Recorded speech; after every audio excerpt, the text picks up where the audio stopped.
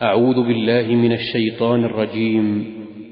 بسم الله الرحمن الرحيم. بسم اللہ الرحمن الرحیم. السلام علیکم ورحمۃ اللہ وبرکاتہ. بات کریں گے آج خواب کے اندر گم ہو جانے کے حوالے سے کہ اگر کوئی دیکھے کہ خواب کے اندر وہ گم ہو گیا ہے اور اس کو پتہ بھی نہیں ہے کہ کس جگہ پر وہ آ گیا ہے، تو اس حوالے سے مکمل طور پر یہ ایک مجموعی تعبیر جو ہے وہ انشاءاللہ ہم ڈسکس کریں گے.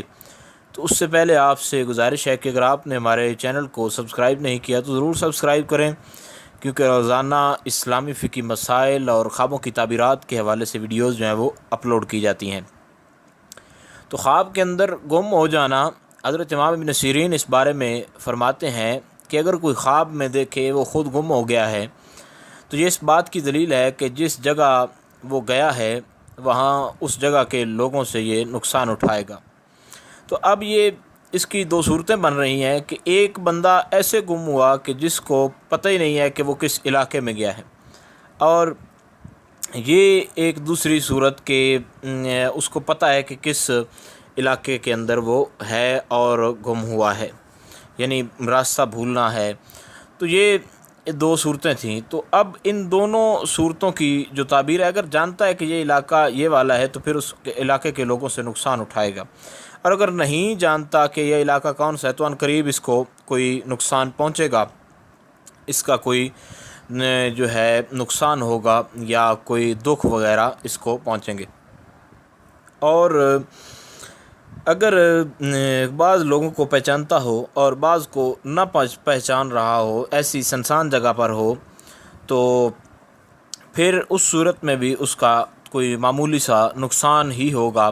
بہرحال خواب کے اندر گم ہونا جو ہے ہر اعتبار سے یہ نقصان دہ ہے. اور اگر دیکھیں کہ اس کا عیال جو ہے وہ گم ہوا ہے، یعنی اس کا مال یا کوئی اولاد میں سے وہ کوئی گم ہو گیا ہے خواب کے اندر، تو یہ بھی غمگین ہونے کی علامت ہے.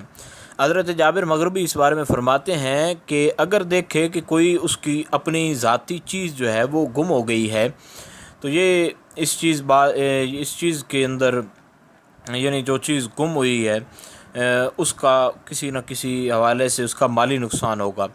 اور اگر دیکھے کہ اس کا کوئی پڑوسی جو ہے وہ گم ہو گیا ہے خواب کے اندر، تو یہ بھی غم اور دکھ کی دلیل ہے، اور لیکن اس کا نقصان پہلے سے ذرا معمولی ہے. اور اگر وہ چیز تعویل میں بد ہے، یعنی وہ چیز جو ہے وہ ہے ہی بری، تو غم اور ضرر جو ہے اس سے جو ہے اس کا چھٹکارا ہو جائے گا. یعنی جو چیز گم ہوئی ہے وہ چیز ہی بری ہے، کوئی بری چیز ہے تو وہ گم ہو گئی ہے. مثال کے طور پر گھر کے اندر سے کسی بری چیز کا یا جس سے نفرت ہو اس کا گم ہو جانا، تو یہ نقصان سے چھٹکارا، اس کی تعویل تھوڑی الٹ ہو جائے گی.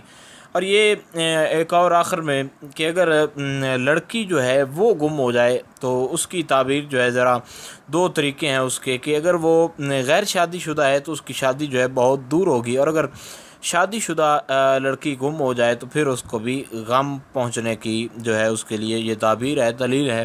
تو امید کی جا سکتی ہے کہ خواب کے اندر گم ہو جانا، اس کے حوالے سے جو بھی تمام تر معلومات تھی، جو بات تھی، اس کی آپ کو مکمل طور پر سمجھ آ گئی ہوگی. پھر بھی اگر کسی حوالے سے آپ کو مسئلہ ہو تو آپ نیچے کامنٹ میں پوچھ سکتے ہیں، انشاءاللہ تعالیٰ آپ کو آگاہ کیا جائے گا. السلام علیکم ورحمۃ اللہ وبرکاتہ.